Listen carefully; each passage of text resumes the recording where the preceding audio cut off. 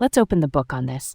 Today in Sacramento, we're spotlighting a red flag warning, raising alarms in the fire-prone Central Valley.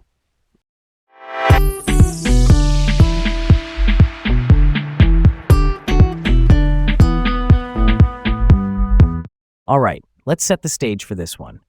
Hey everyone, welcome to Laid Back Local, the news of the day with Leah and Garrett. I'm Garrett, your co-host. And I'm Leah. Thanks for tuning in. We're bringing you the latest from Sacramento. So let's dive right in. First up, the high fire risk alert for the Central Valley as winds intensify California's wildfire threat. This is a serious situation, honestly. The National Weather Service issued a red flag warning for the Sacramento Valley due to high winds, up to 40 miles per hour, and low humidity. These conditions could potentially trigger rapid fire growth. Right? And here's the kicker. Over 16,000 structures have already been lost this year due to wildfires, and that's mind-blowing.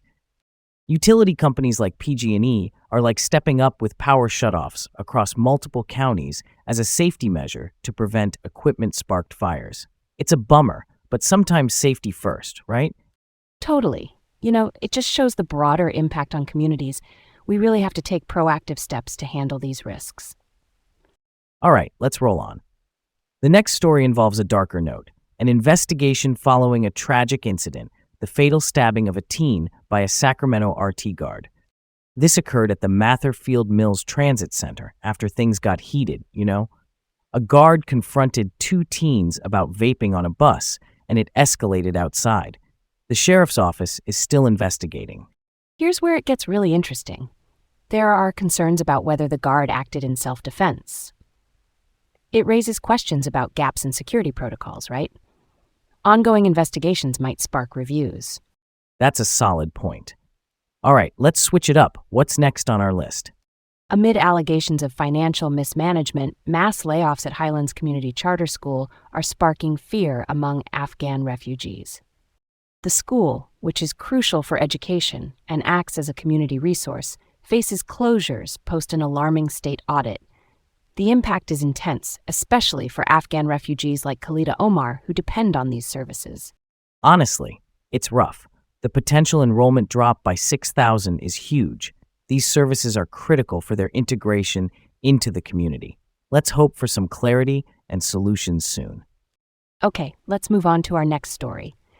Senators are aiming to rein in presidential power by reforming the Insurrection Act.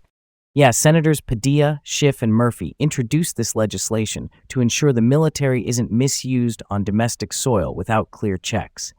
They want Congress's approval and judicial review included, which I'm all about. Absolutely. The thought of troop deployments without state requests is a bit scary, honestly. It's crucial we balance powers. It's like a chess game, right? Totally. All right, on to the next. The Supreme Court ruling allows fuel producers to challenge California's emissions policies. Fuel companies can now contest these standards in court.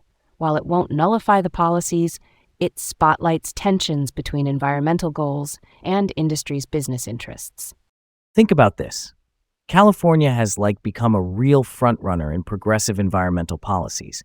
This tension with industry powers could set some sparks flying, And there we have it, full circle. Thanks so much for joining us on Laid Back Local, the news of the day, with Leah and Garrett.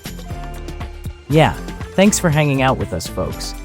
We'll catch you back here tomorrow with more insights from Sacramento.